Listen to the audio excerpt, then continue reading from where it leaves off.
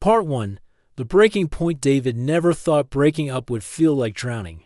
But as he stood in their shared apartment, watching his clothes disappear into the old brown suitcase his mom had given him years ago, that's exactly what it felt like. Each folded shirt, each rolled up pair of socks felt like he was packing away pieces of himself. The fight had started over something so small. Who was supposed to take out the trash? Such a silly thing to end a 3-year relationship over. But it wasn't really about the trash, was it? It never was. The trash was just the match that lit a fire that had been building for months. You never listen to me anymore, Maya had shouted, her voice breaking in that way that always made his chest tight. It's like I'm invisible in my own home. And maybe she was right. Maybe he had stopped listening. When did conversations become arguments? When did holding hands become something they only did in public? When did saying goodnight become just a habit instead of something that meant love? David paused, holding his favorite sweater, the blue one Maya had bought him last Christmas. She had been so excited when he opened it, bouncing on her toes like a little kid. It matches your eyes, she had said, standing on her tiptoes to kiss his cheek. That felt like a lifetime ago now. Please don't do this, Maya whispered from the doorway. Her eyes were red and puffy, and she was wearing that old t-shirt she always wore when she was sad. The one with the faded picture of a cat that said hang in there. It was too big for her, hanging loose around her small frame. David's hand shook as he zipped up the suitcase. This was the hardest thing he had ever done. Harder than when his dad left when he was 12. Harder than losing his job last year. Harder than anything. I can't keep doing this, Maya, he said, not looking at her because he knew if he did, he might change his mind. We're not good for each other anymore. We just hurt each other now. That's not true, she said, stepping closer. He could smell her vanilla perfume, the one she wore every day. We can fix this. We can try counseling. We can take a vacation. We can. No, David said firmly, though his voice cracked a little. We've tried everything. We've had the same fight 100 times. I'm tired, Maya. I'm so tired of fighting. I'm tired of feeling like I'm walking on eggshells in my own home. I'm tired of us bringing out the worst in each other. Maya started, crying harder than those big tears that always made him want to fix everything. But he couldn't fix this. He couldn't fix them. Some things were just too broken. Love me again, she whispered, grabbing his arm as he reached for his suitcase. Please, David, just love me again like you used to. Remember how good we were. Remember how happy we were. Those words hit him like a punch to the stomach. Love her again? As if love was something you could just turn on and off like a light switch, as if the problem was that simple. I do love you, he said quietly, finally looking at her face. That's why I have to go. We're destroying each other, Maya. Every day we stay together, we hurt each other a little more. You deserve better than this. We both do. I don't want better, she cried. I want you. I want us. David picked up his suitcase and walked toward the door. Each step felt like he was walking through thick mud. Everything in his body was telling him to stay, to turn around, to hold her and promise everything would be okay. But his heart knew better. His tired, broken heart knew this was the only way. Please, Maya called after him. Please don't leave me. Love me again, David. Just love me again. He stopped at the door, his hand on the handle. For a moment, he almost turned around, almost dropped the suitcase and ran back to her. But then he remembered last week's fight about his friends. And the week before that when she accused him of not caring about her dreams. And the week before that when he had to sleep on the couch because she said he didn't understand her. Goodbye, Maya, he whispered and walked out the door.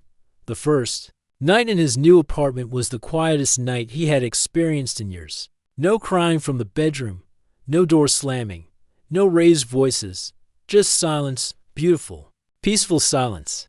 David ordered pizza and ate it straight from the box while sitting on his air mattress.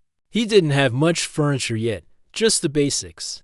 But for the first time in months, he felt like he could breathe, really breathe. His phone buzzed. A text from Maya, then another, then another. He turned it off without reading them. The next few weeks felt like waking up from a long, exhausting dream. David started sleeping through the night again. He called his old friend Tommy, who he hadn't talked to in over a year because Maya didn't like him. Tommy was so excited to hear from him. "Dude, I thought you fell off the planet." Tommy laughed. "Want to grab a beer this weekend?" David smiled. "Yeah, I'd like that." He started going to the gym again, something he had loved but gave up because Maya always complained he was spending too much time away from her. The familiar burn in his muscles felt good. It felt like coming home to himself. At work, his coworkers started commenting that he seemed happier, more relaxed. Sarah from accounting even asked if he had been on vacation because he looked so rested. For the first time in 3 years, David felt like himself again. Not David Dan Maya, not Maya's boyfriend, just David, the guy who liked morning runs and terrible action movies. The guy who could spend hours reading without someone asking what he was thinking every 5 minutes. The guy who could make plans with friends without checking with someone first. But even in all this newfound freedom, there was an empty space where Maya used to be, a Maya-shaped hole in his daily routine.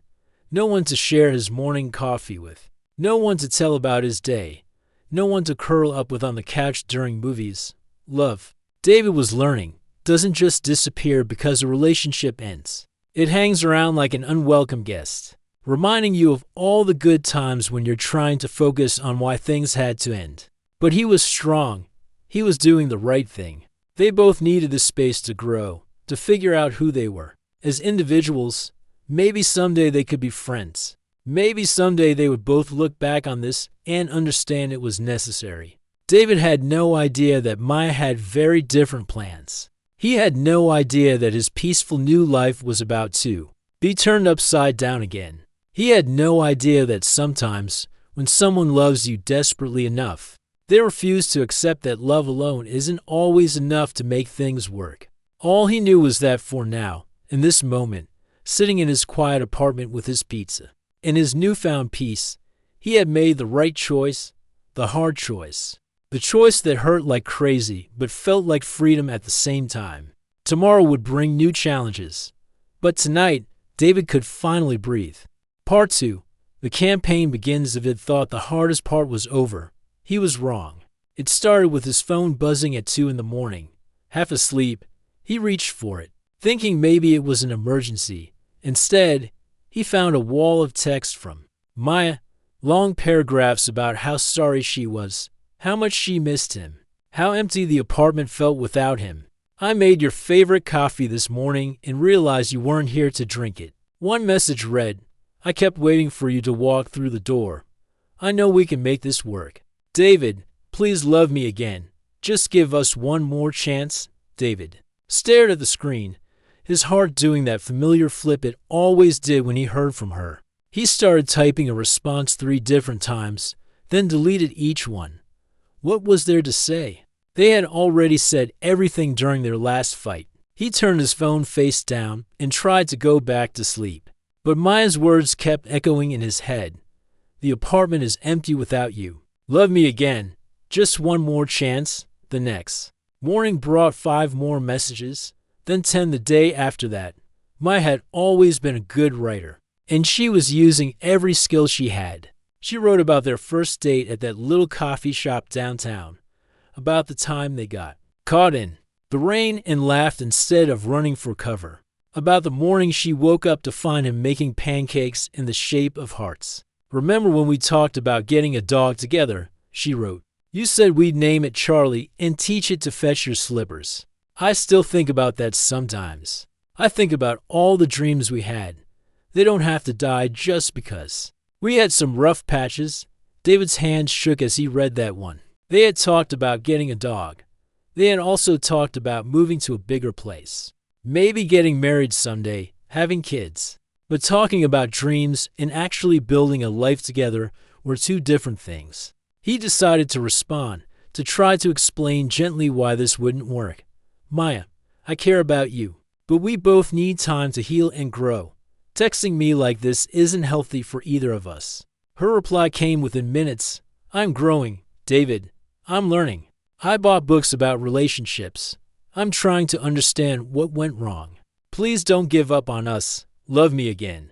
And I'll show you how different things can be. When David stopped responding to texts, Maya switched to emails. Long, carefully written letters that arrived in his inbox every morning like clockwork. She wrote about the therapy sessions she had started attending. Though David wondered if she was just saying that to get his attention. Dr. Peterson says, I have abandonment issues from when my dad left. She wrote in one email. She's helping me work through them.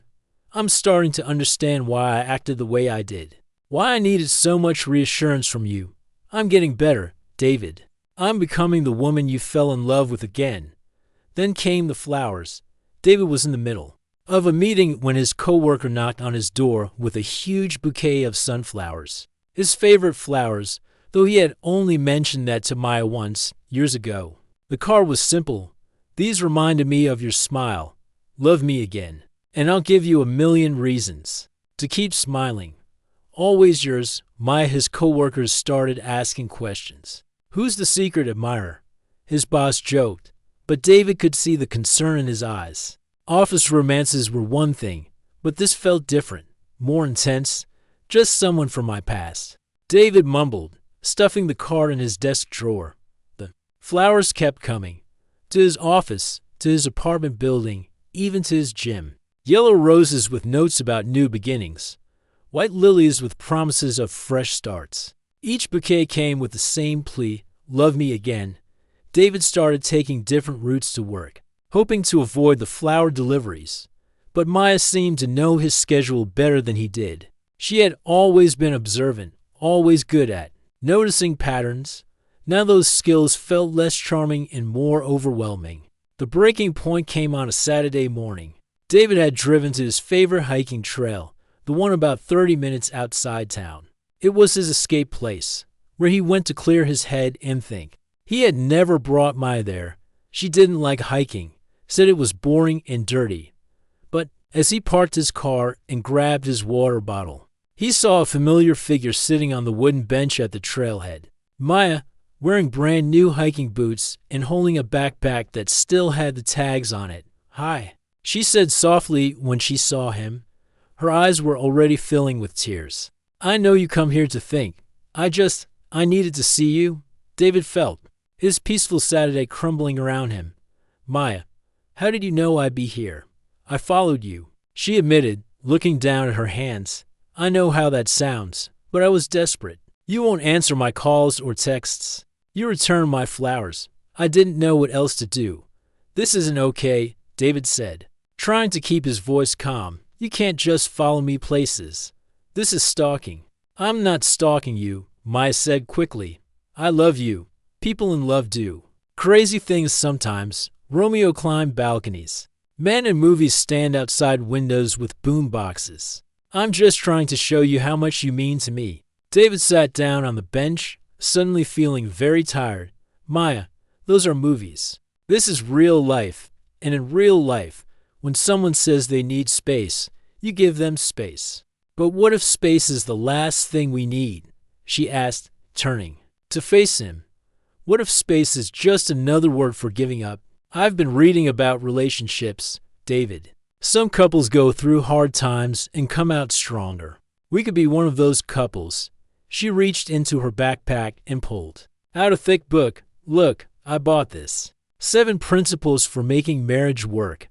I've been studying it like it's for finals. Chapter 3 talks about turning toward each other instead of away during conflict. We turned away, David, but we could turn back. David looked at the book, covered in sticky notes and highlighted passages. Maya had always been a good student, throwing herself completely into whatever she was learning. Seeing that same intensity focused on winning him back was both touching and terrifying.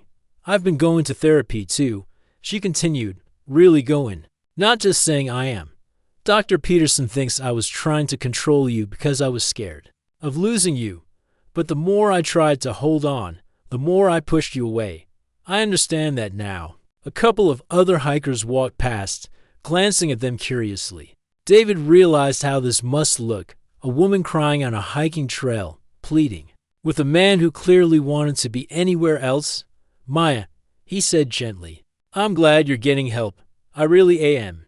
But you getting therapy doesn't mean we should get back together. We both need to heal as individuals first. How long? She asked. How long do I have to heal alone before you'll consider loving me again? A month? 6 months? A year? Just tell me, and I'll wait. I'll do whatever it takes. David stood up, shouldering his backpack. He couldn't do this anymore. Every conversation with Maya felt like being pulled back into quicksand. He had worked so hard to escape.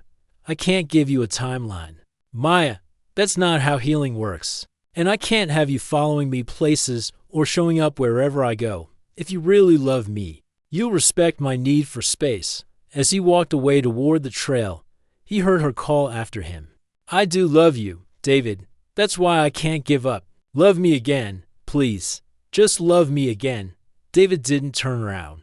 But as he hiked deeper into the woods, Maya's words echoed with every step. The worst part wasn't that she was wrong about them having good times together. The worst part was that sometimes, in his loneliest moments, he almost wanted to believe her. Almost. Part 3. Cracks in the armor. 3 months had passed since the hiking trail incident, and David was finally starting to feel normal again.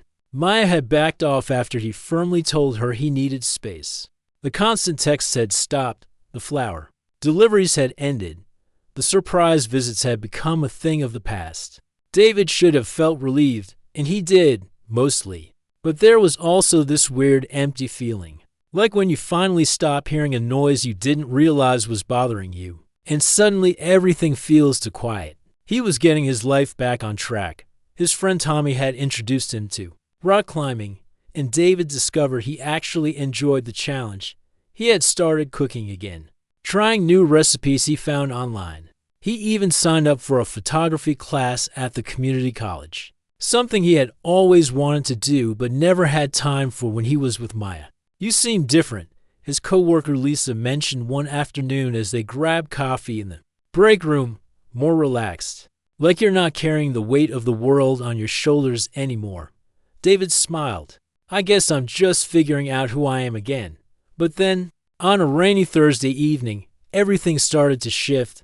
David was at the bookstore downtown, browsing through the photography section, when he spotted a familiar figure in the self-help aisle. Maya was there, but she looked different. Her hair was shorter, cut in a neat bob that framed her face nicely. She was wearing a simple blue dress instead of the oversized hoodies she used to live in. But what struck him most was how calm she seemed. She was reading intently, completely absorbed in whatever book she was holding. David couldn't help but move closer to see what had captured her attention so completely. The Power of Now, a guide to spiritual enlightenment. Maya had never been interested in spiritual stuff before. She used to make fun of people who talked about meditation or mindfulness, calling it hippie nonsense. But here she was, reading like her life depended on it, taking notes in a small journal. David was about to leave when Maya looked up and saw him. For a moment, they just stared at each other. Then Maya smiled, but it wasn't the desperate, pleading smile he remembered from their last encounters. This smile was gentle, almost peaceful. Hi, David, she said softly. How are you? I'm good, he replied, surprised by how normal this felt. You look different. Maya glanced down at her book, then back at him. I've been working on myself, really working, not just saying I am. Dr. Peterson recommended this book. It's about living in the present instead of being stuck in the past or worried about the future. They talked for a few minutes about books and the weather, nothing deep or emotional. Maya didn't ask him to love her again. She didn't beg him to reconsider their relationship. She was just talking, like a normal person having a normal conversation. When David left the bookstore that night, he felt confused. This wasn't the Maya he had left 3 months ago. That Maya had been desperate, clingy, unable to function without constant reassurance. This Maya seemed like she had found some kind of inner peace. A week later, David saw her again at the farmer's market. She was volunteering at a booth for a local mental health organization, handing out pamphlets and talking to people about the importance of therapy. David watched from a distance. As she chatted with an elderly woman who seemed upset about something, Maya listened patiently, nodding and offering tissues when the woman started crying. The old Maya would have been overwhelmed by someone else's emotions. She used to get anxious when David was stressed, like she was absorbing his feelings and making them worse. But this Maya seemed steady, like a calm presence in the storm of other people's problems. "She's really good at this," said a voice behind David.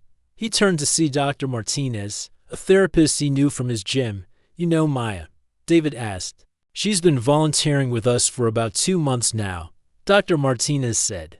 "One of our best volunteers, actually. She has this natural ability to make people feel heard and understood." "Has she been doing this kind of work long?" David shook his head. "Not that I know of." He left the farmer's market feeling even more confused than before. Maya had always been empathetic, but she had also been so wrapped up in her own emotions that she couldn't help others with theirs. What had changed? The letters started coming again. But these were different too. Instead of desperate pleas for reconciliation, Maya wrote about her journey of self-discovery. She told him about the meditation group she had joined, led by an older woman named Grace who had become like a mentor to her. "Grace taught me that love isn't about need," Maya wrote in one letter. "For so long, I thought loving you meant I couldn't survive without you. But real love means wanting the best for someone, even if that doesn't include you. I'm learning to love myself first, so that if I ever love someone else again, it comes from a place of wholeness, not emptiness." David found himself reading these letters multiple times, looking for signs of manipulation or hidden agendas. But they felt genuine in a way Maya's previous communications hadn't. She wasn't asking for anything. She was just sharing her growth, like she might with any friend. One letter particularly stuck with him. "I've been thinking about our last fight, the one about the trash. I realize now that it was never about the trash or even about you not listening to me. I was angry at myself for losing who I was in our relationship, and I was taking that anger out on you. I made you responsible for my happiness, and that wasn't fair. You couldn't make me happy because I didn't know how to be happy with myself." David put that letter down and stared out his apartment window. Maya was right. She had made him responsible for her emotional well-being, and the weight of that responsibility had been crushing. But she was also right that he had stopped listening, stopped trying. Maybe they had both contributed to the breakdown of their relationship.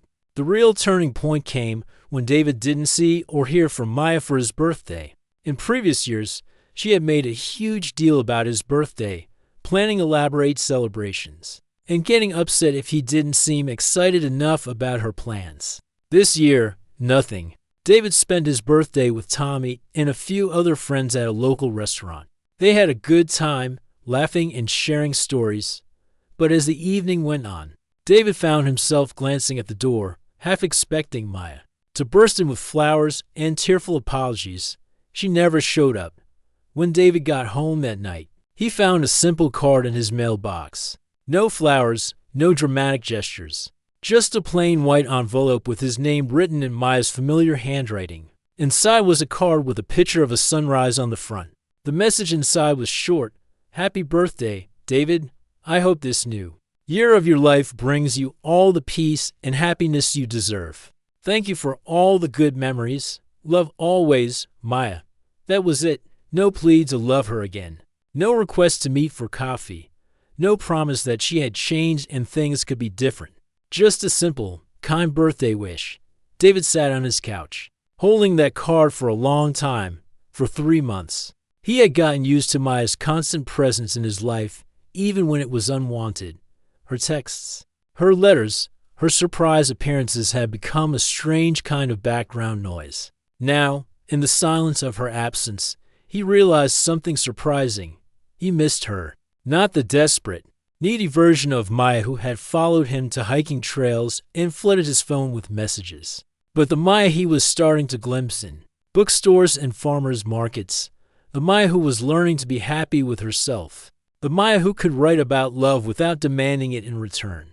For the first time since their breakup, David found himself wondering if he had given up too easily. If maybe, just maybe, People really could change, and if they could, what did that mean for them? That night, David dreamed about Maya for the first time in months. In the dream, they were sitting in that little coffee shop where they had first met, but they were different people, older, wiser, more at peace with themselves and each other. When he woke up, he couldn't shake the feeling that maybe, sometimes, the best love stories aren't about holding on tight, but about letting go and seeing who you both become in the space between. Part 4. The gradual surrender. 2 weeks after his birthday, David found himself doing something he never thought he would do. He was sitting in his car outside Maya's apartment building, staring at his phone, trying to work up the courage to send a simple text message.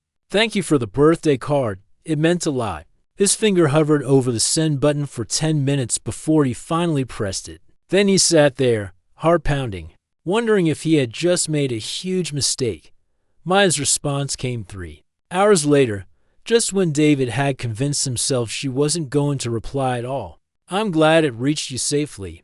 I wasn't sure if you had moved." That was it. No explosion of excitement, no immediate invitation to meet up, just a simple, normal response that somehow left David wanting more. Over the next few days, they exchanged a few more texts. Nothing deep or romantic, just small talk about work and the weather. But each message felt like a tiny step across a bridge David had thought was completely burned down. Finally, Maya sent something that made David's breath catch in his throat. "I know this might be weird to ask, but would you maybe want to meet for coffee sometime? As friends? I understand if you're not ready for that, but I'd really like the chance to apologize properly for how I handled things after our breakup." David stared at that message for hours. The old Maya never would have said as friends. She would have seen any meeting as a chance to win him back, to convince him they belonged together. But this felt different, honest, no hidden agenda. Against his better judgment, he said yes. They met on a Saturday afternoon at a small coffee shop across town. Not the one where they used to go together. David arrived 5 minutes early and spent those minutes wondering if he was making the biggest mistake of his life. When Maya walked in, wearing a simple green sweater and jeans, looking nervous but not desperate, something in his chest loosened. "Hi," she said, sliding into the seat across from him. "Thank you for agreeing to this. I know it's probably not easy for you." They ordered their drinks, making awkward small talk about the menu and the weather. But once their coffee arrived, Maya took a deep breath and looked him directly in the eyes. "I owe you an apology," she said. "Not just for the things I did wrong in our relationship, but for how I acted after you left. Following you places, sending constant messages, showing up at your hiking trail.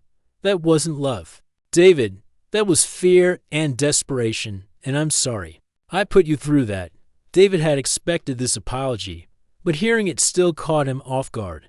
"Maya, you don't have to." "Yes, I do," she interrupted gently. "I've learned a lot about myself these past few months. I was so afraid of being alone that I couldn't see I was pushing away the person I claimed to love most. I made our relationship about my needs, my fears, my insecurities. That wasn't fair to you." They talked for 2 hours that day. Maya told him about her therapy sessions, about the meditation group that was helping her find peace with herself. She talked about her volunteer work and how helping others had taught her that she was stronger than she thought. "I used to think I needed you to complete me," she said, stirring her second cup of coffee. "But I'm learning that I was already complete. I just didn't know it." David found himself sharing things too, about his photography class, about how he had been learning to cook, about the loneliness he sometimes felt even in his newfound independence. "I'm proud of you," Maya said when he finished talking about a difficult photo assignment he had completed. "You always wanted to try photography, but I used to complain that you were spending too much time on hobbies instead of with me. That was selfish of me." When they said goodbye that day, Maya didn't ask when they could meet again. She didn't try to hug him or hold his hand. She just smiled and said, "Thank you for giving me the chance to apologize. Take care of yourself." David drove home feeling confused and unsettled. The Maya he had just spent 2 hours with was like meeting a familiar stranger. She looked like the woman he had loved for 3 years. but she acted like someone completely different, someone calmer, more self-aware, more independent. A week later, Maya texted asking if he wanted to go for a walk in the park. Not as a date. She was careful to clarify, but as friends who were learning to communicate better. David said yes before he could talk himself out of it. These walks became a weekly thing. Every Saturday afternoon, they would meet at the park and walk the loop. Trail, talking about their week, their goals, their thoughts on books they were reading. Maya never brought up their past relationship unless David did first. She never asked him to love her again. During one walk, David mentioned that he was struggling with a project at work. His boss wanted him to present to a big client, but David had always been nervous about public speaking. You know what helped me with my anxiety? Maya said, kicking a small stone along the path. Dr. Peterson taught me this breathing technique, and Grace from my meditation group says that fear is just excitement without breath. Want me to show you? David was skeptical, but he let Maya teach him the breathing exercise right there on the park bench. It was simple, but surprisingly effective. The tightness in his chest loosened, and his racing thoughts slowed down. Wow, he said. That actually works. Maya smiled, but it wasn't the triumphant smile of someone who had just proven themselves right. It was just the genuine happiness of one friend helping another. I'm glad it helps, she said. You helped me with so many things over the years. It feels good to finally be able to give something back. As the weeks went by, David found himself looking forward to their Saturday walks more and more. Maya was easy to talk to now, without the emotional minefield their conversations used to be. She listened without making everything about herself. She offered advice without getting upset if he didn't take it. One Saturday, it started raining during their walk. Instead of running for cover like they used to do, they just kept walking, laughing as they got soaked. Remember when we used to hate getting caught in the rain? Maya said, wiping water from her eyes. You always said it would ruin your hair, David replied, smiling at the memory. I was so worried about stupid things back then, Maya said. It's just water. It dries. They found shelter under a pavilion, standing close together as they waited for the rain to slow down. David caught himself studying Maya's profile, the way her damp hair curled around her face, the peaceful expression she wore even while dripping wet. For just a moment, he remembered what it felt like to love her, not the complicated, exhausting love their relationship had become, but the simple, pure feeling he had experienced when they first met. The feeling of finding someone who made the world brighter just by being in it. But this time, the memory didn't hurt. It felt like looking at an old photograph with fondness instead of regret. David, Maya said softly, not looking at him, I want you to know that I'm not doing this to try to win you back.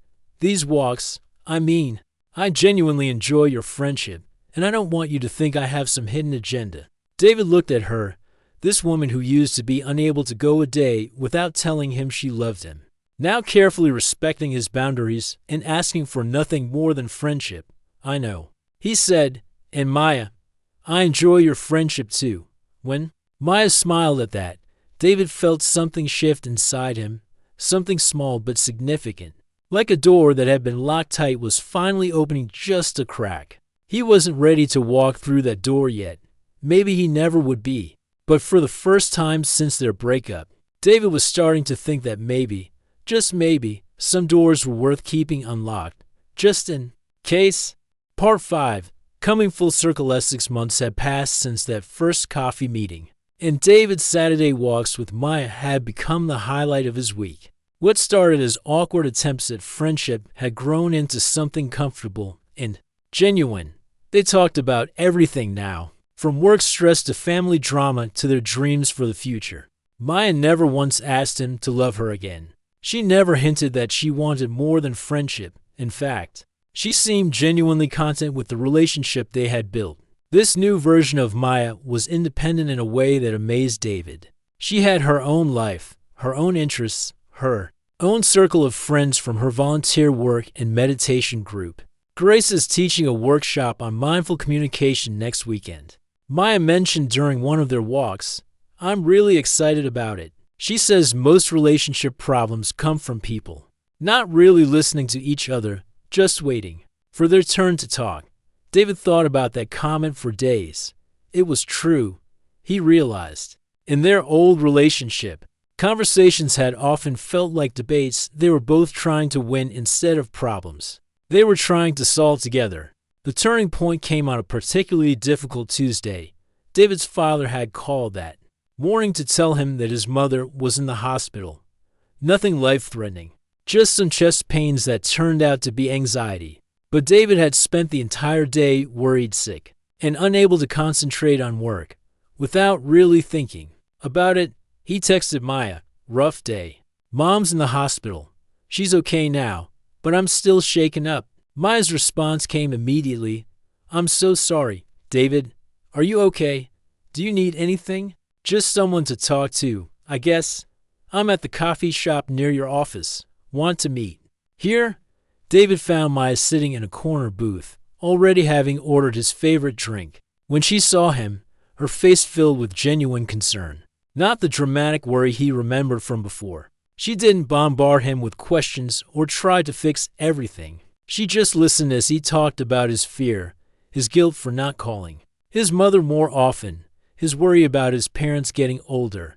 "You're a good son," Maya said when he finished. "The fact that you're worried shows how much you care. Your mom is lucky to have you." They sat there for an hour, Maya listening patiently as David worked through his emotions. When he finally felt better, he realized something important. Maya had been there for him without making it about herself.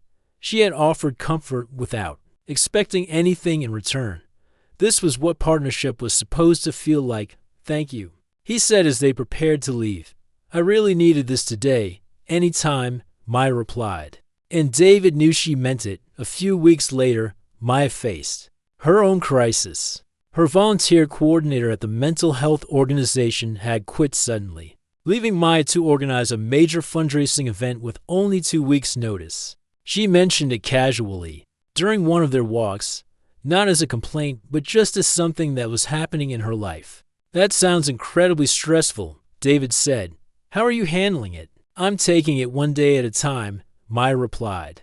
"Grace always says that stress comes from trying to control things that are out of our control.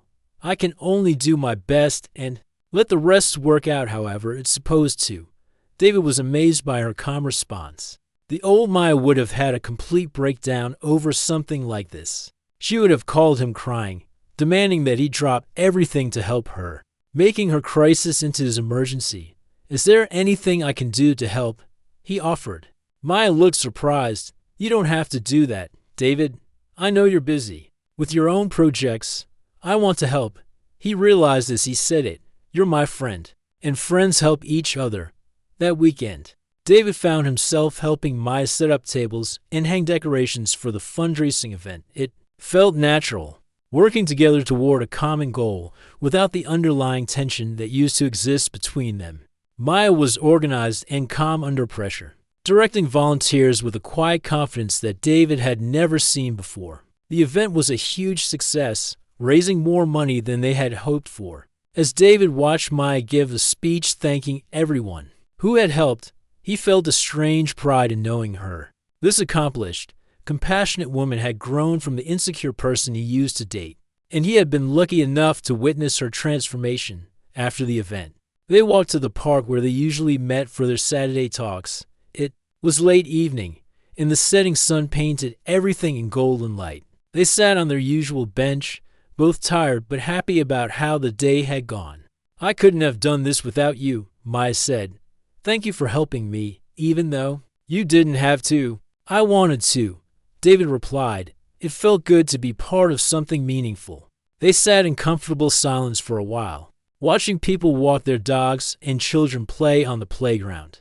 David found himself studying Maya's profile in the golden light, thinking about how much she had changed, how much they both had changed. "Maya," he said suddenly, surprising himself. "Can I ask you something?" She turned to face him, her expression open and curious. "Of course. Are you happy?" he asked. "I mean, really happy with your life, with yourself, with everything?" Maya considered the question seriously. Yes, she said finally. I think I am. For the first time in my adult life, I feel like I know who I am and I like that person. I'm not perfect, and I'm still learning, but I'm happy with the progress I've made. David nodded, feeling something shift inside his chest. I'm happy too, he said. Happier than I've been in a long time. And a big part of that is having you in my life again, as a friend, just as a friend? Maya asked softly, and for a moment, David heard an echo of her old desperate question. But when he looked at her face, he saw something different, not desperation or manipulation, but genuine curiosity. She was asking because she wanted to know, not because she needed a specific answer. David felt his heart start beating faster. I don't know, he admitted. I've been thinking about that a lot lately. About us. About what we could be if we tried again. But not the us we used to be. A new us, better us. Maya's eyes filled with tears, but she was smiling. I've been thinking about that too, she said. But I didn't want to say anything because I didn't want you to think I was going back to my old ways. You're not, David said, reaching for her hand. You're completely different. We're both different. And maybe that means we could try this again. But do it right this time. Are you sure? Maya asked. I don't want you to feel pressured. I'm genuinely okay with being friends if that's all you can offer. I don't need you to complete me anymore, David. I'm already whole. That's when David knew for certain. The old Maya had needed him to be happy. This Maya wanted to be with him, but could be happy without him. The difference was everything. I'm sure, he said, squeezing her hand. I love the person you've become, Maya. I love your strength, your independence, your compassion. I love how you've learned to be happy with yourself. And I think I'd like to try loving you again, if you're willing to try loving me again too. Maya laughed through her tears. I never stopped loving you, David. I just learned how to love you better. As the sun set completely and the park lights came on, David and Maya sat on their bench holding hands and talking about the future. Not the desperate, clinging to dreams future they used to plan, but a realistic, hopeful future built on the foundation of who they had become as individuals. We should take this slow, David said. Really get to know each other again. Agreed, Maya nodded. I want to do this right this time. When they finally stood to leave, David realized that Maya had never once asked him to love her again during their entire conversation. She hadn't needed to. Love had found its way back naturally in its own time when they were both ready to receive it. As they walked toward their cars, Maya turned to him with a smile that was both familiar and completely new. So, she said, playfully, want to have coffee again tomorrow as more than friends this time? David laughed, feeling lighter than he had in years. I'd love that, he said. I'd absolutely love that. And for the first time since their breakup, when Maya said those words about love, David felt nothing but joy in response, because this time, love wasn't a demand or a desperate plea. It was a gift they were choosing to give each other, freely, and without fear. Sometimes, David thought as he drove home that night, the most beautiful love stories aren't about never letting go. They're about having the courage to let go, grow apart, and then choose each other again with wiser hearts and stronger souls. This was their second beginning, and it felt like coming home.